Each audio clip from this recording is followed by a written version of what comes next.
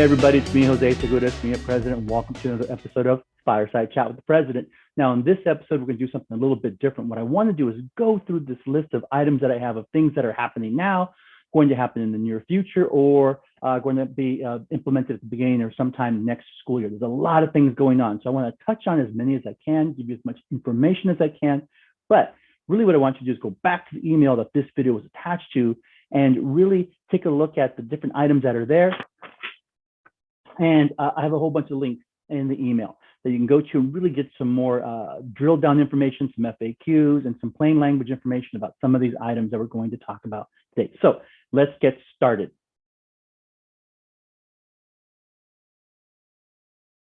First thing we're going to talk about is the rollout of the SDC to Gen Ed inclusion for our mild to mod students starting next year. Now, we already talked a little bit about this. There's been communications from the district.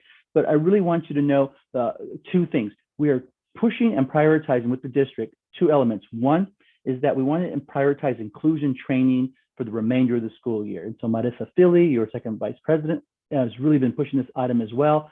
We were trying to get the district to understand that folks need to be educated on what this is going to mean, how it's going to look, what can they do as general education teachers to be as successful as possible when these SD students are redesignated as RSP students with support and then placed into our general education classroom. The second thing that we're pushing for is for volunteerism. We're looking for those folks who want to step up and lean into the work. There are a lot of you out there I know who have an interest in this and who are willing to be the first wave of folks who take this responsibility on. And it's really been an uphill battle to get the district to acknowledge that it's not going to be the same for everyone. And so if site managers get to select which teachers are going to have these RSP inclusion kids into their classroom, it may not be as successful as actually going to the members and asking who wants to do this, who wants to lean into this work, who wants to step up, and who wants to be the one to kind of set the pace or be the model for their site. And so we're pushing those two things right now with our district. And so if you talk to anybody from the district, if you're meeting district related and you have the ear of somebody at the district level, these are the two items that we're really pushing for this transition from our SDC kids in mild mod classes to reassigning them as RSP students with support and then having them placed into general education classrooms at their home school.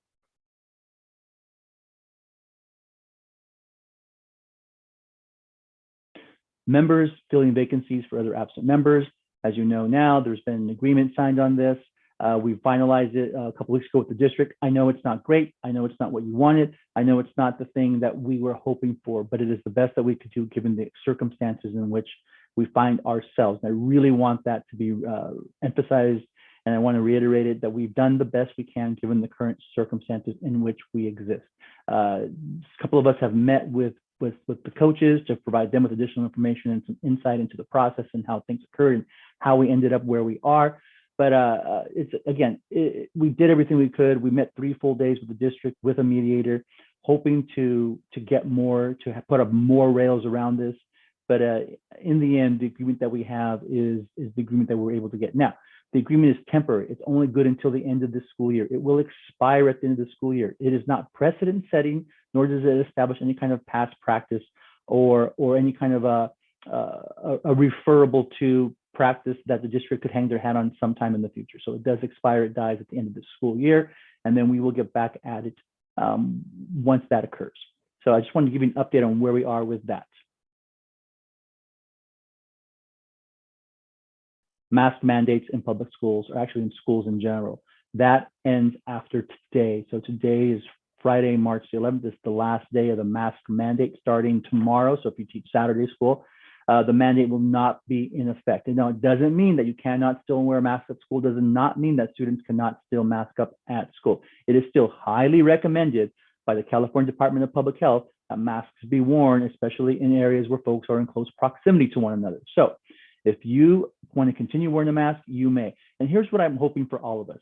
I know we don't all agree on this. Not everybody's on the same page at the same time when it comes to masking, whether it's for themselves, for their students, for their families, for their children, in grocery stores and movie theaters, at school, it doesn't matter. I know we're not all on the same page, but that shouldn't stop us from being supportive of each other's decisions, whether we wear a mask or not, because at this point, it is now a decision that you get to make as an individual. It is now the decision that parents get to make for their children when those children are sent to school. And so we need to be respectful of each other's decisions. We need to be respectful of the decisions that our students' parents make for those children, and make sure that we are continuing to reinforce that everybody has now the option to either wear a mask or not when they are in shared spaces. And again, that we respect each other's decisions to or not to continue that practice, okay? So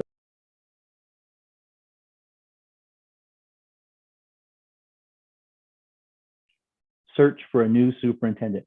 That search has really narrowed down to a top candidate. I am hoping early next week that'll have the information and be able to share it out with you who the candidate is, whether or not they've been offered a contract and or accepted, and give you a little information about who they are so you can do a little bit of Google snooping on your own. But we are really close. The district, I say we, it's not me. The district, the school board is really close to finalizing a candidate, and we're hoping to get that information next week. So as soon as I know, I'll push it out to you. In fact, I'll probably push it out through our Remind text messaging service. That's the quickest way for me to get information out to a vast majority of all of our members, all right? And so we're all looking forward to whomever it is our new superintendent is going to be. We're really looking for that person to be able to not only provide some healing to our district and continue some of the work that we have been doing, which we think is awesome, but also to, to steer the ship in a way that makes sense for students, makes sense for staff, makes sense for our community. And so we're all looking forward to whomever that person might be. And again, as soon as I know, I will let you all know.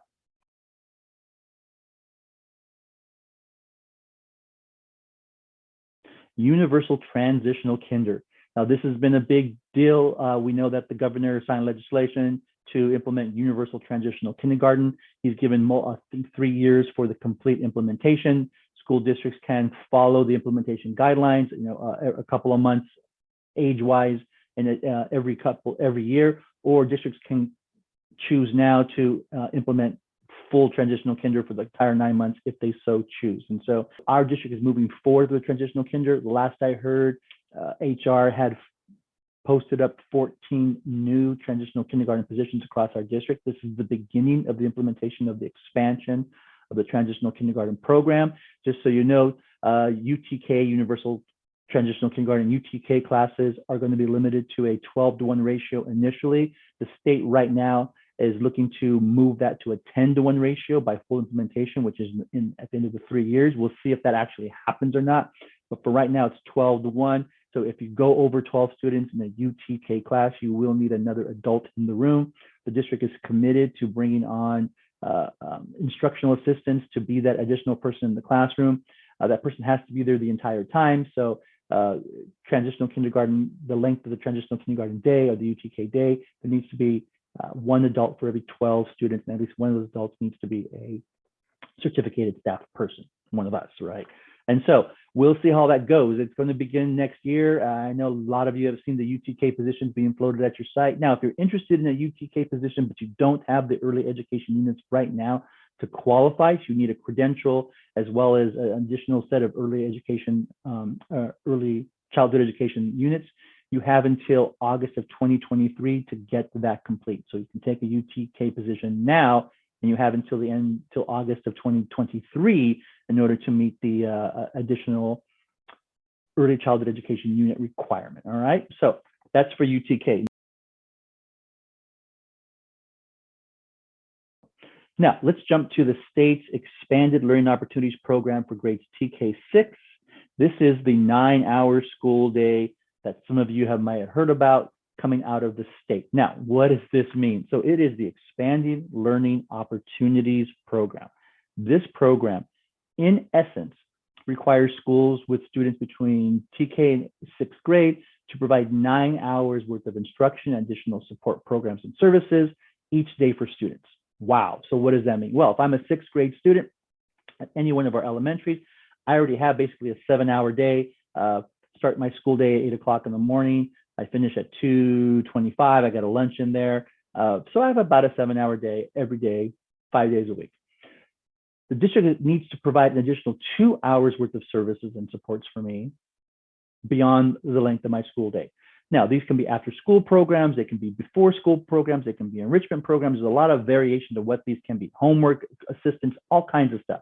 These programs do not have to be run and operated by certificated folks. They can be run and operated by anyone who qualifies to be an instructional assistant or above. And so there's some flexibility there for districts to get this done. Kids do not have to participate. The district is required to provide the opportunities for our students. And so that is what the 9-hour expanded learning opportunities program school day is all about. It's not us teaching for 9 hours, which I've heard some folks say. It's about providing students with opportunities for full 9 hours. What does that mean for TK or UTK and kinder? Those are not full days. So do those kids go to school for 3 hours and then they have 6 additional hours of program support beyond that? Well, because of our student population and who we serve, the state is requiring that we move to full day kinder and full day UTK by full implementation. Wow. So what does that mean? That means finding the space in order to make that happen. Our district's biggest problem has always been, as far as I've been in the district, facilities, space, being able to provide students with the programs and the instruction they need in a space that works for them. We know that our districts are impacted. Every classroom on our sites for a lot of us is already being used. And so how is this going to work? If UTK, which is going to expand, right, to a full additional year of program services by the end of its full implementation, as well as kinder, if those teachers need to have their own individual classrooms, it's going to require a significant uptick in facilities for our district. And so the expanded learning opportunities program for us is going to require a movement to all day for both kinder and UTK. That's going to require facilities. It's going to be a long road program. This is not going to be a 2 or 3 year project. This is going to be a multi-year project. Again, upgrading and updating and increasing the facilities that we have access to so that we can have universal TK full day and kinder full day. And so we are definitely moving towards that. And that's something that's going to be happening here starting next year. And we're going to kind of be moving forward with that. So if you are a UTK teacher or want to be a UTK teacher, if you're a kinder teacher, know that this is the direction in which the district is progressing. I know that's a lot. So please go back to the email this video was attached to. There are several links in that section about expanded learning opportunities program. Click on those. There's great FAQs and other information about what it means and what it doesn't mean and what it brings to our students.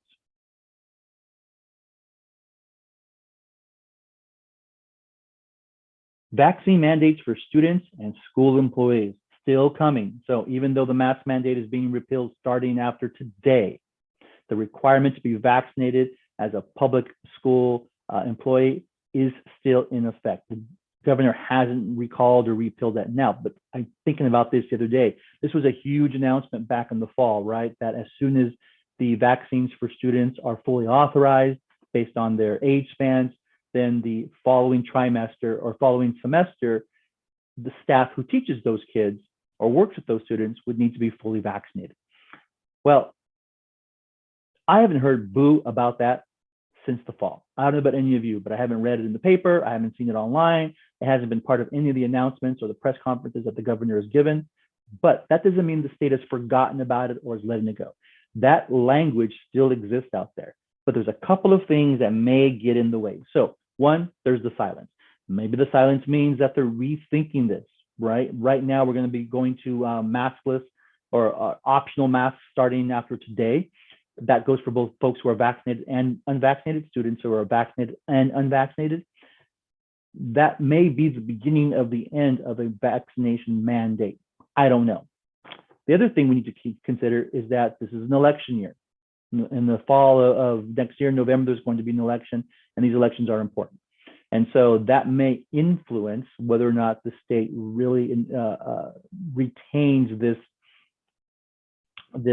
order to require folks to be vaccinated as student or as children's vaccination age ranges get fully authorized by the FDA. And so we'll see what happens. So again, there's a lot of silence on this topic. There was a lot of talk about it when it first came down in the fall. I haven't heard much about it. I don't know about you since then. And so we're going to keep our ear to the ground. We're going to keep listening for this to find out where the state moves on this item.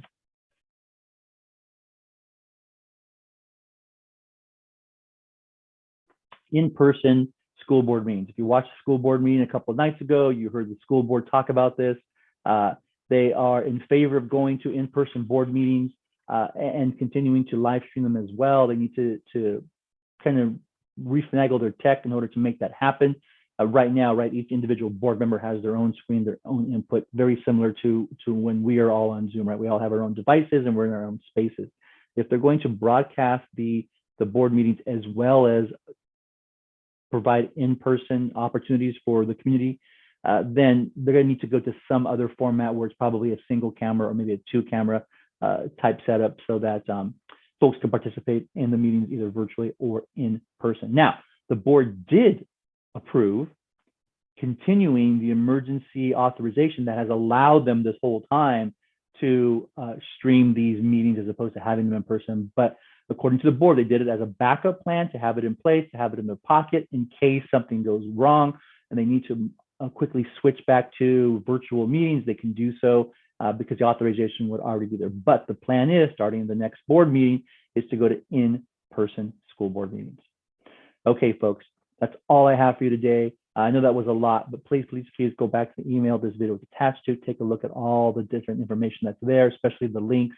There's a lot of great links in there that will really help you kind of digest some of these big pieces and these big changes that are happening in our community, in public education in general, and in our classrooms. All right. Have a great weekend. Thank you for spending some time with me. I really appreciate it. We will talk to you all soon.